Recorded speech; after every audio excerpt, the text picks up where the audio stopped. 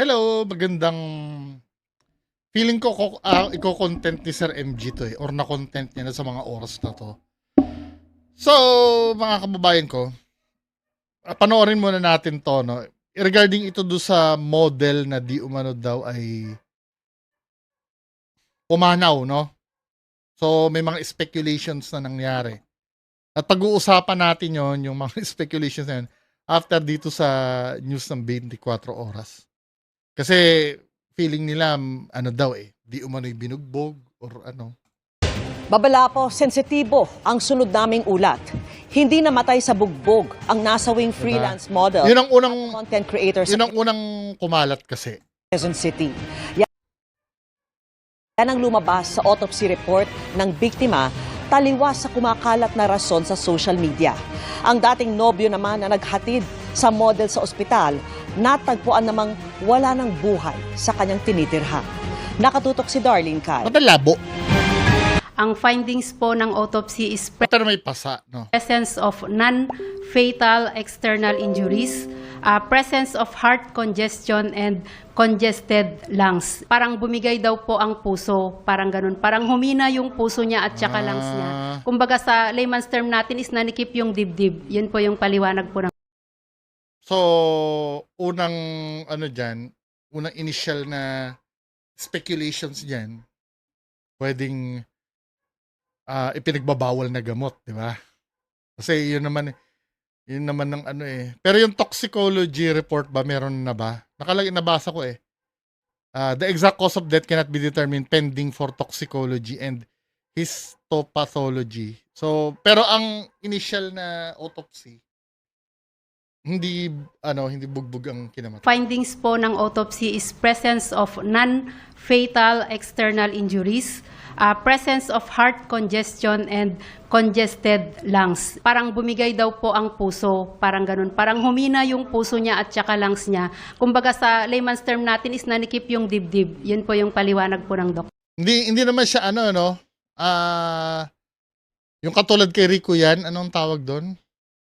Pancreatitis or bangungot, hindi naman, sa bagay makikita naman yun Wala naman sinabi regarding sa pancreatitis. Pero meron daw nakita sa kwarto kung saan siya. As per recovered evidence ng ating SOCO during the examination, may mga tablets po silang nakuha and yung kush. Pending result pa po tayo ng laboratory examination, ma'am. Ang nagdala sa ospital kay Lima ang dati niyang kasintahan. Kaninang umaga, natagpuan na rin siyang wala ng buhay sa tinitirhang bahay. Mahal na mahal kita, hindi kita nayakap, pero kung pinampatay ka, saka kita nayakap. Hindi ko naipadaman sa iyo yung yakap na yun. Ayon sa kanyang kaanak, matindi raw ang pinagdaanan ng dating kasintahan ni Lima matapos ang pagkamatay ng dating nobya. Ang kanyang pagdadalamhati, pinalala pa raw ng ilang social media posts na sumisisi sa kanya. Tinitignan namin na isa sa mga naging sanhi ng. So yung lalaki nagpakak din.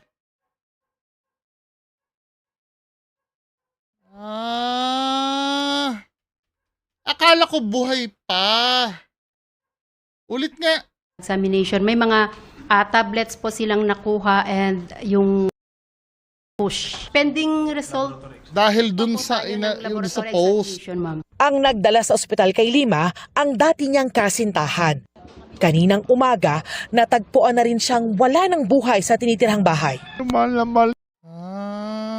Kaya ngayon ang sinisisi. Mamaya pag-uusapan natin, no? Hindi kita nayakap, pero kung kita nayakap. Hindi ko naipadaman sa iyo yung yakap na yun. Ayon sa kanyang kaanak, matindi raw ang pinagdaanan ng dating kasintahan ni Lima matapos ang dating nobya. Ang kanyang pagdadalamhati, pinalala pa raw ng ilang social media posts na sumisisi sa kanya. Tinitignan namin na isa sa mga naging sanhi ng kamatayan ng pamangkin ko, yung kanyang pagkamatay, dahil sa sobrang dami na nag-judge sa kanya sa social media. Oo nga, kasi ang kumalat parang binugbog, di Hindi ko ba? alam kung saan nila kinuha ang kanilang mga impormasyon. Sana maging lesson to sa lahat. Maging lesson to sa lahat na hindi kayo dapat nag-judge. Inaalam nyo muna ang istorya Paglilinaw ng QCPD, saksi at hindi suspect ang turing sa dating kasintahan dahil wala pa silang nakikitang ebidensya ng foul play sa pagpanaw ni Lima. Patuloy ang investigasyon sa insidente. So, ito yung pag-usapan natin. So, di umano, ito daw yung post, no? Ni Valentin Rosales. Itong Valentin Rosales, ito rin ba yung kasama nung yung flight attendant dati na deads din? Parang malas naman yan ito ni sir. So ito ang post niya ito. Nakalagay din natin. I-zoom, no? Sabi ganun dito, Hoy Ivan Cesar Ronquillo, kahit mag-deactivate ka pa ng Facebook mo, hindi ako papayag na walang hustisya ang pagkamatay niya, Gina Lima. Pagkamatay niya, Gina Lima. Hayop ka, mas matangkad ka pa sa akin, tapos yung bubugbugin mo. So ito na yon yung bubugbugin mo, babae na wala pa sa kalahati ang laki mo. Binugbog mo siya ng malala matapos iniwan mo lang ng nakahandusay sa kwarto. Namatay ang kaibigan ko, gawa ng internal bleeding. Saan niya nakuha yung internal bleeding? 6 hours ng patay bago sinugod sa ospital? Pakahayop mo. Magbabayad ka sa kulungan, lintik lang ang walang ganti. Kaya girls, kahit gaano pa kagwapo or macho, magiging boyfriend nyo, layuan nyo na agad. Isang beses lang kayo pagbuhatan ng kamay. Bago umabot sa ganitong klaseng eksena, magbabayad kang hayop ka. Mamamatay tao ka. Hindi pwedeng walang hustisya pagkamatay mo, babe. Igaganti ka namin. So, ito yung sinabi, no?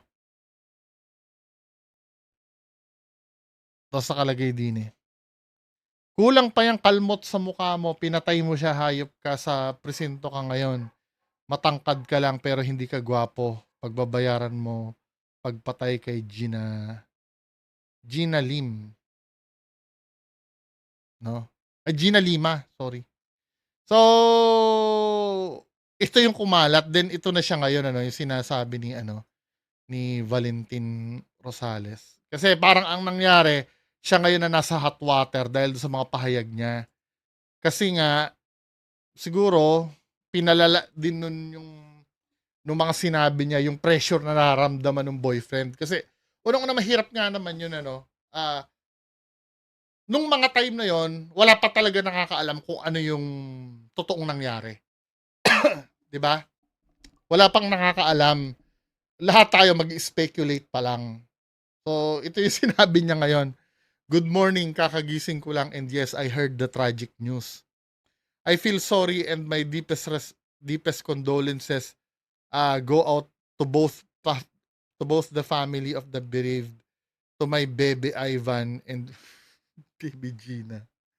Unang-una sa lahat, ba't ako sinisisi nyo sa pagpapatiwakal niya? Tulad nyo, biktima din ako ng misinformation dahil kay Kevin Tan ko lang dinalaman nakako binugbog daw ni Ivan si Gina, which as a friend and initial reaction ko is galit at poot, kaya nag-post ako regarding sa information I received. Ito nga ang problema, sir. 'Di ba? Baka hindi mo kasi nare-realize influencer ka. 'Di ba? Kapag nagsalita ka, let's say halimbawa nagsalita ka tungkol sa akin, sinabi mo sa akin na bungo, nagnakaw ka, 'di ba? May possibilities, ilan ba ang followers mo? Yang 93,000 followers mo na, isipin na magnanakaw talaga ako. May power ka kasi, sir eh. Alam ko sa TikTok yata ito, millions ang followers nito. Correct me if I'm wrong, 'di ba? Hindi niya naiintindihan yung responsibility niya na meron siya. Hindi ka common na tao eh. Actually, kahit common na tao, mali pa rin yung ginawa mo na nagganon ka. 'Di ba? Pwede siguro, no, kasi talaga kailangan sa items gusto mo kailangang i-verify mo, eh. Kasi gano'n-gano'n na lang ba 'yon? Na pwede mo idahilan 'yon? O let's say halimbawa, magkalat ka na sa sobrang kasi ang sinasabi niya dito, ang justification niya, ah, initial reaction niya lang daw kasi galit daw siya or yung sa emotion niya. Halimbawa, no, may nag-tip sa'yo na nasa mall ka. May nag-tip sa'yo. May sasabog na bomba sa mall. Nag-hysterical ka. May bomba daw, may bomba. Tapos wala naman pala, ang daming na-stampede, ang daming namatay, ang daming napahamak doon sa ginawa mo. Tapos sasabihin mo, dahil lang natakot ka. Diba, pwede mo kasing sabihin muna sa iba yun eh. Diba? Pwede mo isumbong yun eh. Dapat may control ka pa rin. Yes, no? Kung ganyan ka talaga mag-react nang hindi mo pinag-iisipan, kaya lang, kung yan ang explanation mo, wala naman kami magagawa. Kailangan harapin mo yung yung ginawa mo. 'Di ba? Hindi kasi pwedeng mangyari na may gawin ka na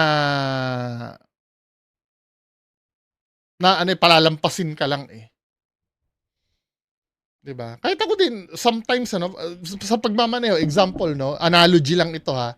Baka sabihin niyo malayo na sa pagmamaneho, 'di ba? Kahit hindi mo intention na makabangga ka, may responsibility ka pa rin dun eh. 'Di ba? Dahil ikaw ang nakabangga, pwedeng ikaw ang magbayad ng binangga mo. Or halimbawa, may nabundol ka na tao, kahit kasalanan pa ng tao minsan, kailangan ikaw pa magpa-ospital dun eh. Yun kasi tinatawag na responsibility eh. Hindi pwedeng lagi na, kasalanan ko ba yun? Nagpadala lang ako sa, kasi nga, initial, dahil kaibigan ako, ganyan-ganyan. Parang ikaw pa yung iintindihin min eh. Diba? Ngayon kayong mga nag-share at nakichismis. Kaya sinisisi niya pa yung nag-share. Di kung hindi ka hindi ka dumaldal, walang isi-share. Diba? Parang anong nangyayari, no? Yung nag-start ng apoy, inosente. Diyos ko naman. Kaya nag-viral yun ay ang may kasalanan. Diba? Yung mga nakichismis daw may kasalanan, kaya daw nag-viral yun. Malamang celebrity ka eh. Or influencer ka eh. Kaya nga sinasabi ko kanina, may responsibility ka sa mga sinasabi mo dapat. Diba? Ayos din to eh, no? Sinisisi niya yung dahil di naman yun kakalat at magiging ingay kung wala din naman naniwala. Sinisi pa yun naniwala at hindi nyo shinare ang post kong yun. Tulad niya, isa rin akong biktima. Sa tingin nyo, kanino ko nalaman yung details tulad ng cause of death, oras, at hospital? Di sa mutual friends din naman. Which is hindi ko na idadamay dahil hindi ako tulad nyo na hahanap na sisisihin. Tingnan nyo nga, humingi ang ABS-CBN at GMA nyo sa akin ng mga information. But since wala pang official reports and autopsy findings, hindi ako nagbigay ng statement ko kasi nga hindi naman sa akin nanggaling ang news na yan. At pinakahuli sa lahat, bakit hindi na kita mahanap dito sa FB Kevin Tan? Kahit na, ito no, yung chismis kasi na yan, yung sinasabi mong, yung Kevin Tan na yan, sinabi sa'yo yan in private. Now, dahil sinabi in private, i-ano mo muna, i-verify mo muna bago mo ilabas. 'Di ba? Ako aminado din ako sometimes, no. Ilang beses na akong nagbura ng vlog ko dahil sa mga hindi pinag-isipang post. Awa ng Diyos, hindi naman ganyan kabigat. Yung let's say misinformation lang sa isang bagay. Katulad nun, yung meron akong kahapon lang, nag-post ako yung regarding regarding dun sa casino dealer na may kliyente daw siya na nagpahid ng pupo sa pader. Same na same ng kwento kay Norman Mangusin na nagpahid. Parang hindi ako nag-research. May nag-correct sa akin sa baba na ay hindi ano yan, hindi si Norman Mangusin dahil sa ibang bansa yan nagtatrabaho. Ang ginawa ko, pinin ko yung nag-correct sa akin doon sa balita. 'Di ba? Pagkukulang ko 'yon kasi dapat inalam ko muna. Kasi ako prone, hindi ko sinasabing maliligtas ako sa ganyan. Pero I'm so sure sa no, kung ganyan kabigat na gravity yung regarding do sa may pinatay o nagnakaw na involve ang isang tao, i-verify ko talaga muna 'yan. 'Di ba? Kaya nga dun sa vlog ko kahapon, bagamat hindi ko siya binerify, alanganin ako na si FLM, wala naman sinasabing pangalan ko, si FLM ba yung tinutukoy nito ni Kuya? Din nalaman ko, taga ibang bansa pala yon. So sa ibang bansa yung inaano niya, yung tinutukoy niya, na nagpahid ng pupo sa kaya may nag-correct sa akin, di ba? Kaya mahirap ito, hindi yung pagsasalita kasi sa social media, hindi talaga siya biro eh. 'Di ba? Hindi siya biro. Kahit si Sir MG din, 'di ba? Nakuryente din siya kay Adam Alejo. Yung regarding yung kay Emery ba 'yon, yung babae. Dahil nung una parang kinampihan niya si Emery. Then saka lumabas yung statement ni Adam Alejo. Actually, si Adam Alejo kasi friend ni Just Clint. Si Just Clint naman, kabarkada namin, nakakasama namin sa ghost hunting. Actually, alam na namin yung istorya nun. Bago pa i-break ni Adam Alejo yung tunay na istorya. Yung regarding doon sa pera. 'Di ba? Lahat ng influencer risk yan. Kaya lahat tayo matututo dapat sa pagkakamali na ito. Kaya lang ang problema dito, gina-justify niya pa yung yung ginawa niya eh. 'Di ba?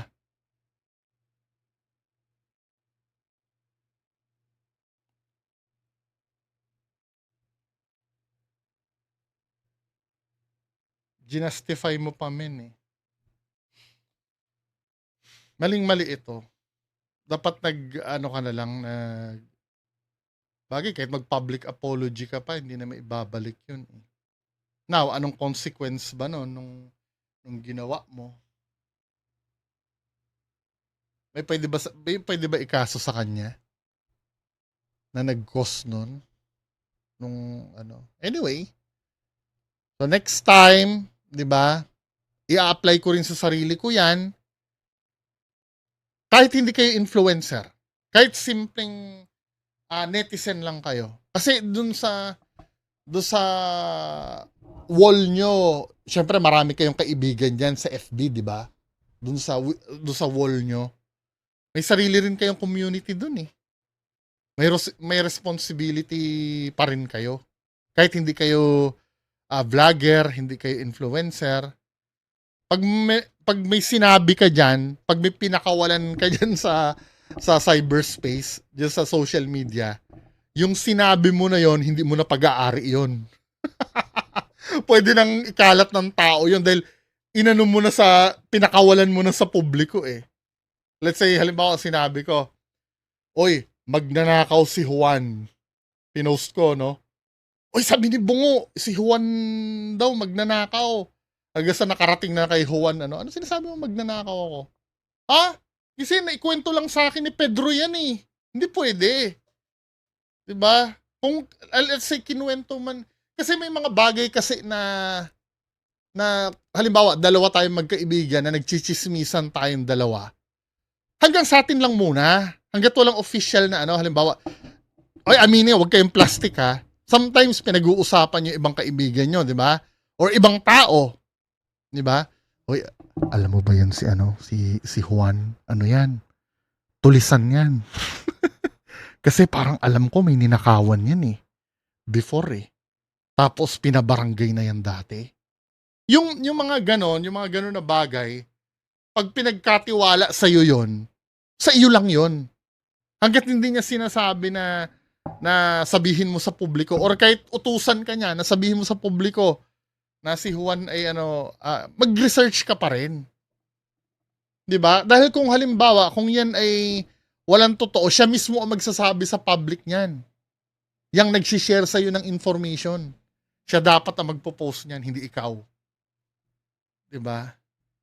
Anyway, mga kababayan ko, yan lang po pag-uusapan natin ngayong hapon. Magandang hapon sa inyong lahat. Bye-bye.